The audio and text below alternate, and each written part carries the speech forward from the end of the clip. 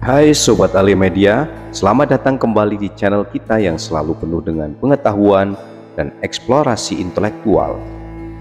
Kali ini kita akan menyelami dunia retorika, dan tak dapat dipungkiri bahwa Aristoteles adalah salah satu tokoh yang memberikan kontribusi luar biasa dalam pengembangan pemikiran retorika.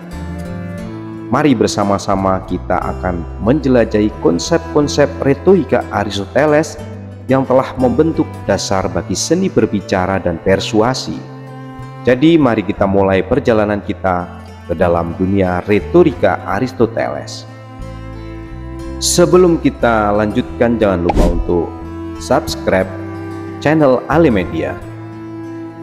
Aristoteles selain dikenal sebagai filosof, juga membuat sumbangan besar dalam bidang retorika.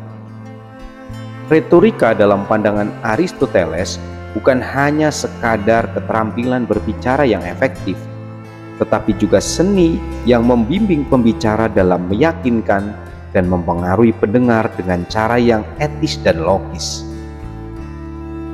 Aristoteles memulai pemikirannya dengan mendefinisikan retorika sebagai seni atau keterampilan berbicara yang bertujuan untuk meyakinkan.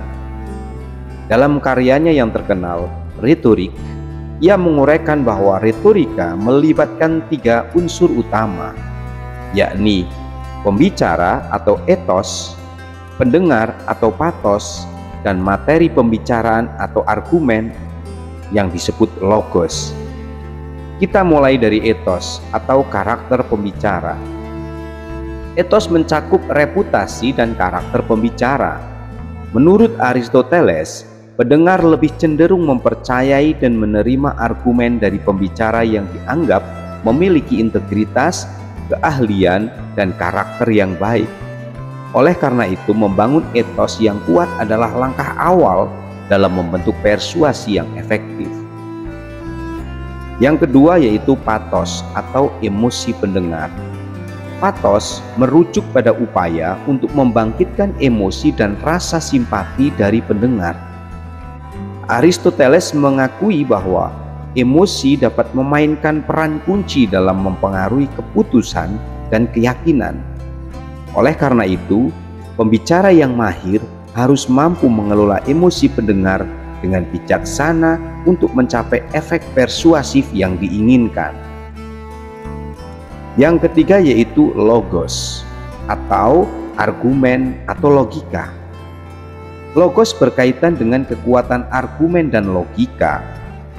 Aristoteles menekankan bahwa persuasi yang kuat harus didasarkan pada dasar-dasar logika yang kokoh.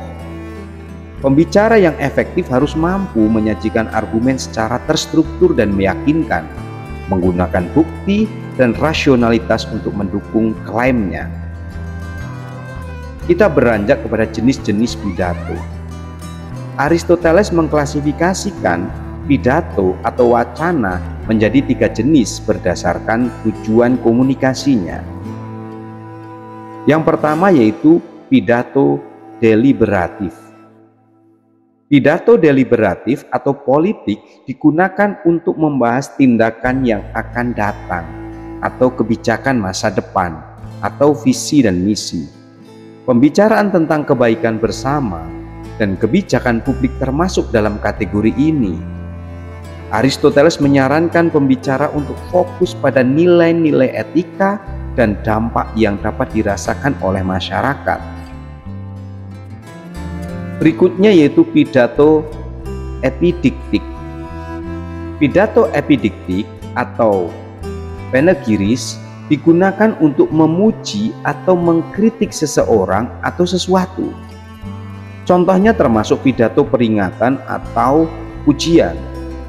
Aristoteles menyoroti pentingnya membangun ethos dalam pidato epidiktik dan menggunakan gaya bahasa yang memukau untuk mencapai efek persuasif. Pidato yang ketiga yaitu pidato forensik. Pidato forensik atau judicial digunakan dalam konteks hukum untuk membahas tindakan yang telah terjadi, menilai benar atau salah, dan menentukan hukuman atau pujian Aristoteles menekankan pentingnya menyajikan fakta dan bukti dengan logis untuk memperoleh persetujuan dan dukungan pendengar. Yang berikutnya adalah bagaimana menyusun sebuah pidato. Kita memulai dengan arrangement atau penyusunan argumen. Dalam retorika, penyusunan argumen atau arrangement memegang peran penting. Aristoteles mengidentifikasi beberapa elemen kunci yang harus diperhatikan dalam penyusunan argumen. Pertama yaitu exordium atau pengantar. Exordium adalah bagian awal pidato yang bertujuan untuk menarik perhatian dan mempersiapkan pendengar untuk pesan yang akan disampaikan. Aristoteles menyarankan agar pengantar bersifat menarik dan relevan untuk menciptakan ketertarikan awal. Setelah pengantar, kita masuk pada narratio atau penjelasan fakta. Narratio melibatkan penjelasan fakta atau konteks yang diperlukan untuk memahami argumen. Aristoteles menekankan pentingnya menyajikan fakta dengan jelas dan secara logis untuk membangun dasar argumen yang kuat. Yang berikutnya yaitu confirmatio atau penguatan argumen. Konfirmatio atau konfirmasi adalah bagian yang berfokus pada penguatan argumen. Aristoteles menyarankan pembicara untuk menyajikan bukti dan argumen dengan cermat, menggunakan logika yang kokoh untuk mendukung klaim yang diajukan. Kemudian kita masuk pada refutatio atau penolakan atau pembantahan. Refutatio adalah bagian di mana pembicara menanggapi atau membantah argumen lawan. Aristoteles mengakui bahwa menyajikan potensi argumen lawan dan menanggapi secara efektif dapat meningkatkan kekuatan keseluruhan argumen. Ujung dari semuanya yaitu penutup atau peroratio. Peroratio merupakan penutup pidato yang dirancang untuk meninggalkan kesan yang kuat pada pendengar. Aristoteles menyarankan untuk menciptakan penutup yang memotivasi atau merayu emosi pendengar, meninggalkan kesan yang meyakinkan dan mengesankan. Kita beranjak pada elemen lain yaitu gaya bahasa dalam retorika Aristoteles. Aristoteles juga memberikan perhatian khusus pada gaya bahasa atau ekspresi verbal dalam retorika. Ia mengidentifikasi 3 elemen utama yang harus diperhatikan oleh pembicara. Yang pertama yaitu diction atau pilihan kata. Diction mencakup pilihan kata yang digunakan oleh pembicara.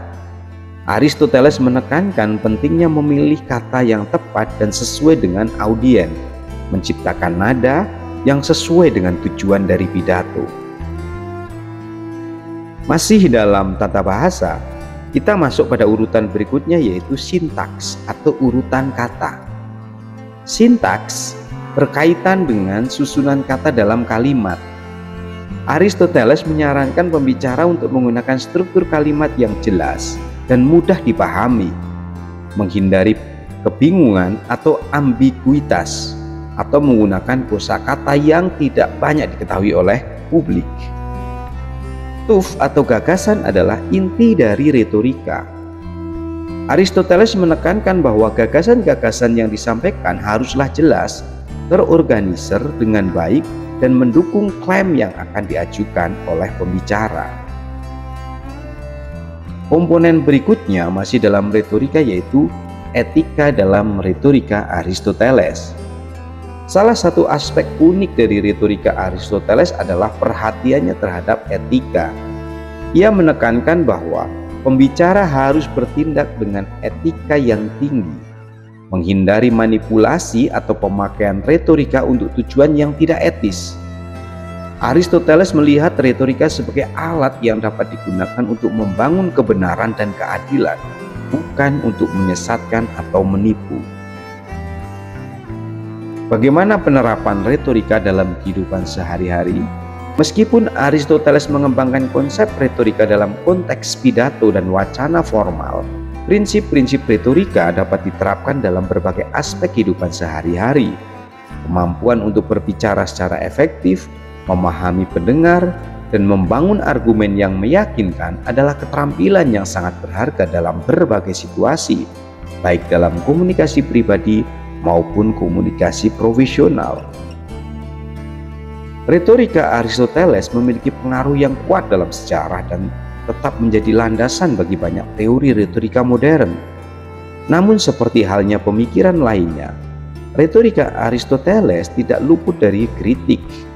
Beberapa kritikus menyoroti bahwa pendekatannya cenderung berfokus pada teknik dan keahlian berbicara, sementara aspek etika mungkin terlupakan. Menunjukkan konsep-konsep retorika Aristoteles, kita dapat menghargai bagaimana filosof ini mengembangkan suatu sistem yang menyeluruh untuk seni berbicara dan persuasi. Aristoteles tidak hanya memberikan arahan praktis untuk berbicara efektif, tetapi juga menanamkan nilai-nilai etika dalam retorika, menjadikannya alat yang dapat digunakan untuk mencapai kebenaran dan keadilan. Semoga perjalanan kita melalui pemikiran retorika Aristoteles ini memberikan wawasan yang mendalam dan membantu kita memahami seni berbicara dengan cara yang lebih bijaksana. Jangan lupa untuk like dan subscribe channel Ale Media agar kita terus terhubung dengan pengetahuan yang mendalam.